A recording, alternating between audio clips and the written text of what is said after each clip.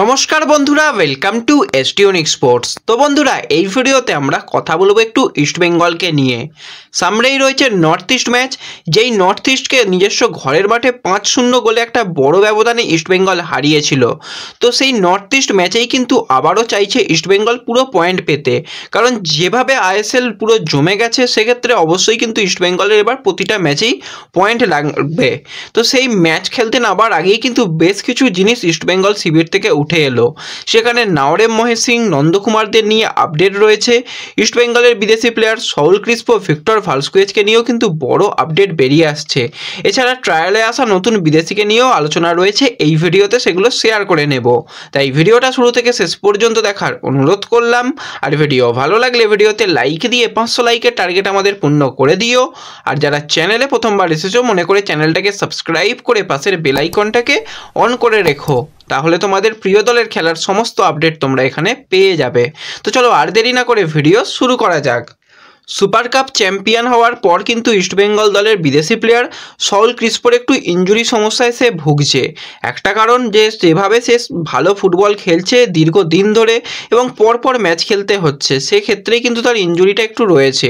এবং ডার্বি ম্যাচের মতন ম্যাচেও কিন্তু তাকে খুব একটা বেশিক্ষণ মাঠে রাখা যায়নি। তো তার পরবর্তী সময়ে কিন্তু তার একটা স্ক্যান করা হয়েছে এবং সেখানে জানা যাচ্ছে তার ইনজুরি রয়েছে। তো সেক্ষেত্রে বেশ কয়েকটা ম্যাচে তাকে পাওয়া যাবে না। তো যেখানে কাল থেকে অনুশীলন ইস্টবেঙ্গলের সিনিয়র টিম শুরু করে দিল, সেই অনুশীলনে কিন্তু সৌল ক্রিস্পোকে পাওয়া যাচ্ছে না।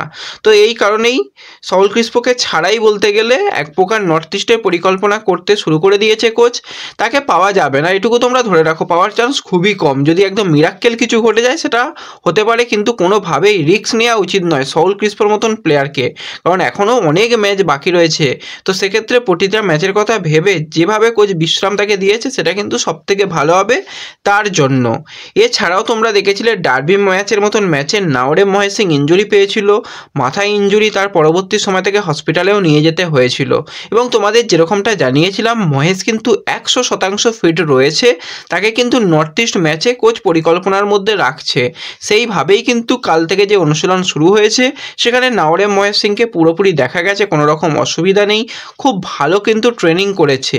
এবার হয়তো ফার্স্ট 11-এ কোচ নাও ব্যবহার করতে পারে, সেটা তো কোচের হাতে নির্ভর করছে, বা পরবর্তী সময় ইস্টবেঙ্গল কীরকম লাইন আপ নিয়ে নামতে পারে সেগুলো আলোচনা করা যাবে। এছাড়া আরও একজন প্লেয়ারকে নিয়ে কথা বলতে হয়, সেটা হচ্ছে নন্দকুমার। তো নন্দকুমারও কিন্তু পরপর ম্যাচ খেলে যাচ্ছে, সুপার কাপে কিন্তু পরপর সে ম্যাচ খেলেছে, এরপরেও কিন্তু ডার্বি ম্যাচের মতন ম্যাচেও তাকে ব্যবহার করতে হয়েছে। তো সেক্ষেত্রে কালকের যেটা প্র্যাকটিস হয়েছে সেখানে নন্দকুমার ছিল না, এবং এটাও জানা যাচ্ছে নন্দকুমারের শরীর একটু খারাপ রয়েছে, কোনো রকম ইনজুরি নয়, ওই ঠান্ডা গরমের ওয়েদার, সেখান থেকে হয়তো কিছুটা শরীর খারাপ হতে পারে, এরকম একটা তার শরীর খারাপের জন্য তাকে বিশ্রাম দেওয়া হয়েছে, তাকে কিন্তু নিয়ে অনুশীলন করানো হয়নি। তো সেক্ষেত্রে নন্দ থাকবে, মহেশ থাকবে, এটা কোনো ব্যাপারই নয়, তারা ঠিকই আছে, এটুকু তোমরা ধরে রাখতে পারো। তো এরপর যদি আমরা ইস্টবেঙ্গলের বিদেশি প্লেয়ার ভিক্টর ভালস্কুয়েজকে নিয়ে কথা বলি, তো ইস্টবেঙ্গলের সিনিয়র টিম যেখানে জোর কদমে অনুশীলন করলো সেখানে কিন্তু ভিক্টর ভালস্কুয়েজকে দেখা গেল না। এবার মনে সকলেরই প্রশ্ন, তাকে কেন দেখা গেল না? তো ভিক্টর মোটামুটি সে দিনের বেলায় অনুশীলন করেছিল বলে কোচ তাকে বিশ্রাম দিয়েছিল, তাকে কিন্তু যেটা দ্বিতীয় সেশনের অনুশীলন ছিল সেখানে নিয়ে আসেনি, তার আগে কিন্তু সকালে অনুশীলন করেছিল, এটুকু জানা যাচ্ছে। তো ভিক্টর অ্যাভেলেবেল রয়েছে এবং ভিক্টরকে নিয়েই কিন্তু পরিকল্পনা করতে হবে, কারণ সৌল ক্রিস্পো সে থাকছে না। আরও একজন যে বিদেশি প্লেয়ার, সেই বিদেশি প্লেয়ার এখনও পর্যন্ত ভারতে আসতে পারেনি। তো সেক্ষেত্রে অবশ্যই কিন্তু ভিক্টর ভালস্কুয়েজের উপর একটা গুরু দায়িত্ব থাকবে অ্যাটাকিং লাইন সামলানো।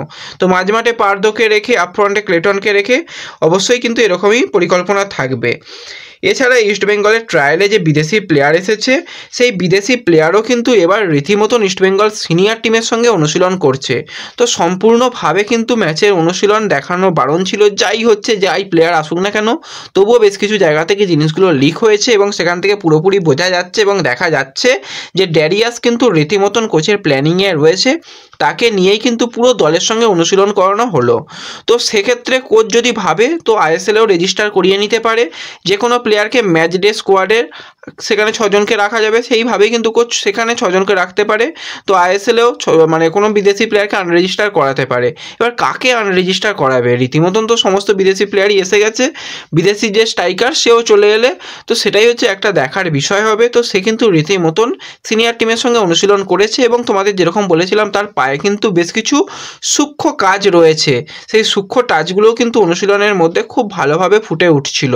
তো সেক্ষেত্রে বোঝাই যাচ্ছে কোচ যে নিজে পরিকল্পনা করে এনেছে, এবং যেরকম কোচ ভাবছে এএফসিকে নিয়ে আগে থেকে পরিকল্পনা, ওই হট করে পরিকল্পনা না করে আগে থেকে পরিকল্পনা করে পুরোপুরি ম্যাচ ফিট হয়ে নামতে, সেইভাবেই কিন্তু কোচ এখন থেকেই পরিকল্পনা শুরু করে দিল। তারই কিন্তু নমুনা এই ড্যারিয়াস। তো ড্যারিয়াস কিন্তু খুবই অ্যাক্টিভ প্লেয়ার, তো দেখা যাক কতটা ভালো সে লাল হলুদ জার্সি গায়ে ফুটবল খেলতে পারে। পরবর্তী সময়ে কিন্তু তার পায়ের জাদু কিন্তু আমরা আবারও দেখতে পেতে চলেছি। তো এক প্রকার তোমরা বলতে পারো জুনিয়র প্লেয়ার বলা যেতেই পারে, যেরকমভাবে ব্রাইট তাকে যদি সিনিয়র প্লেয়ার ধরো, সেক্ষেত্রে জুনিয়র ব্রাইট কিন্তু বলা যেতেই পারে এই ড্যারিয়াসকে। তো অবশ্যই ভালো ফুটবলার, পরবর্তী সময় এই প্লেয়ারের খেলা দেখার জন্য অপেক্ষায় থাকবো। তো এই ভিডিওতে এইটুকুই ছোট্ট আপডেট তোমাদের সঙ্গে শেয়ার করার ছিল।